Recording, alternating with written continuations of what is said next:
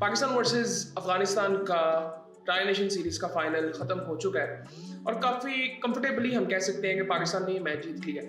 But पहली innings के बाद ऐसा लग नहीं रहा था कि इतना कंफर्टेबली पाकिस्तान जीत जाएगा। आई थिंक पहले स्कोर कार्ड आपको बताता हूँ, फिर उसके बाद बात करते हैं। काफ़ी ऐसी चीज़ें थी जो कि अभी मुझे लगता है कि हमें इम्प्रूवमेंट की उसमें ज़रूरत है। जिस तरह 140 रन हमने किए, 141 एग्जैक्टली, मुझे लगता है कि हमें कम से कम 160 करने चाहिए थे और यहाँ पे कर सकते थे। सो खैर स्कोर कार्ड आपको बताता हूँ, फिर उसके बाद बात करते हैं। पाकिस्तान ने टॉस जीता। सबसे बड़ी चीज़, सबसे इम्पोर्टेंट चीज़ ये थी कि पाकिस्तान ने टॉस जीता और बैटिंग का फैसला किया। अब फरहान आज भी जल्दी आउट हो गया था। I think tri nation series तो उसकी बिल्कुल अच्छी नहीं गई। उसके बाद साइम अयूब 17 रन 19 बॉलों में। आई थिंक ये बैटिंग नहीं हमने अच्छी की। इसमें सिर्फ उनके स्पिनर्स की अच्छी बॉलिंग नहीं थी, हम यहाँ पे बैटिंग भी बेहतर कर सकते थे। सेकंड इनिंग में किसी हद तक मैं कह सकता हूँ कि पाकिस्तान ने बॉलिंग बहुत ही अच्छी की, लेकिन अगर उसको आप कंपैरिजन करेंगे, आप कहेंगे कि जब बॉलिंग की बात आ रही है तो आप कह रहे हैं कि पाकिस्तान की बॉलिंग बहुत अच्छी थी। पाकिस्तान की गलतियाँ इसमें नजर आ रही थी बैटिंग करते हुए, जिसकी वजह से मुझे लगता है कि अगर हमने 141 रन किए तो हम 160 भी कर सकते थे। 20-25 रन एटलीस्ट हम शॉर्ट थे। खैर पाकिस्तान ने पहले बैटिंग की, फरहान भी जल्दी आउट हो गया, साइम ने 17 रन बनाए 19 बॉलों में, फखर जमान ने 27 रन बनाए 26 बॉलों में। फखर अच्छा लग रहा था बैटिंग करता हुआ।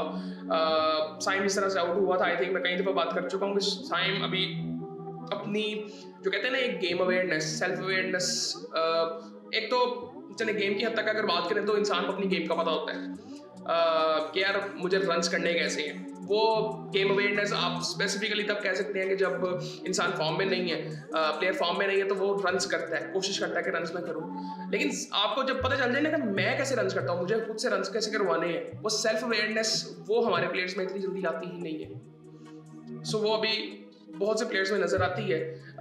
खैर ये भी एक वजह है, और दूसरी वजह ये है कि हम एग्रेसिव क्रिकेट का मतलब सिर्फ ये समझते हैं कि 4 डॉट्स खेल के एक छक्का मार दिया। नहीं भाई, वो 4 डॉट्स नहीं खेलनी, हमने डॉट्स कम करनी है। आज उसके साथ साउथ अफ्रीका और इंग्लैंड का मैच था, अगर आपने वो वाला मैच भी देखा है सो आपको वो एक कंपैरिजन, मैंने पहले भी बात की थी कि हम ऑस्ट्रेलिया वाली सीरीज जो साउथ अफ्रीका के साथ थी वो भी इसलिए फॉलो कर रहे थे ताकि हम एक कंपैरिजन कर सकें, रियल टाइम कंपैरिजन। वो अल्लाह की तरफ से ये हो रहा है कि कई दफ़ा ऐसे 2 मैचेस आ जाते हैं कि जहाँ पे हम कंपैरिजन कर सकते हैं कि उनका क्रिकेट का जो माइंडसेट है वो कैसा है, हमारा कैसा है। खैर उसकी उस वीडियो में बात करेंगे। इधर सलमान आगा ने 24 रन बनाए 27 बॉलों में। सलमान बहुत डेफिसिट में था बॉल्स के लिहाज से, उसने 2 छक्के बड़े ज़बरदस्त लगाए राशिद को, फिर आउट भी हो गया।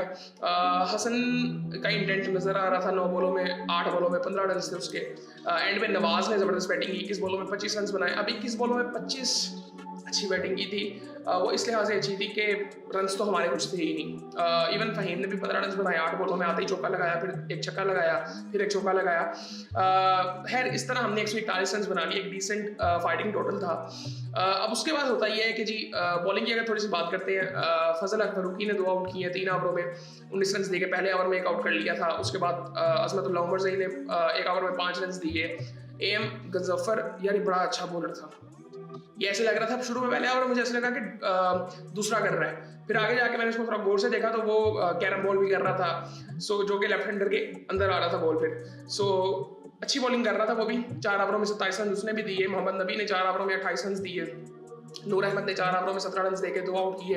राशिद खान ने 4 ओवरों में 38 रन देके 2 आउट किए, 3 आउट किए। राशिद खान ने ओवरऑल बॉलिंग डिसेंट की है, बट उसको एक आई थिंक 1 ओवर बुरा हो गया था जहाँ पे इसको आगा ने छक्के मार दिए थे और फहीम ने भी आते ही चौका मार दिया था, वहाँ पे इसकी एवरेज थोड़ी सी खराब हो गई थी। उसके बाद अफगानिस्तान बैटिंग के लिए आता तो कहीं भी सर्वाइव नहीं करता। टॉप स्कोरर उनका सदीकुल्लाह अटल है जिसने 13 रन बनाए। टॉप स्कोरर ये नहीं है, 17 रन बनाए हैं राशिद खान ने, वो टॉप स्कोरर है इसका। और 66 रन पे टीम ऑल आउट हो गई है। बॉलिंग की अगर बात करें तो शाहीन जाफरीदी ने 2 ओवर किए, 7 रन देके 1 आउट किए। अबरार अहमद ने 4 ओवरों में 17 रन देके 2 आउट किए। ज़बरदस्त बॉलिंग अबरार कर रहा था। अबरार का मुझे एटीट्यूड भी बड़ा ज़बरदस्त लगता है ओवरऑल। साइम अयूब ने 3 ओवरों में 10 रन देके आउट कोई नहीं किया, बड़ी अच्छी बॉलिंग थी। नवाज ने 4 ओवरों में 5 आउट किए, 1 मेडन था और हैट्रिक भी एक थी। आई थिंक वो हैट्रिक जब हुई ना, वहाँ से मैच साइड पे हो गया था। सो बड़ी ज़बरदस्त बॉलिंग थी उसकी। उसके बाद तकरीबन 3 ओवरों में सुफियान ने 2 आउट किए हैं, 2 रन्स देके। अच्छा, मैं ये हम पहले भी बात कर चुके हैं कि मुझे नहीं ये लग रहा था कि पाकिस्तान सुफियान को खिला देगा, सुफियान और अबरार को इकट्ठा खिला लेगा।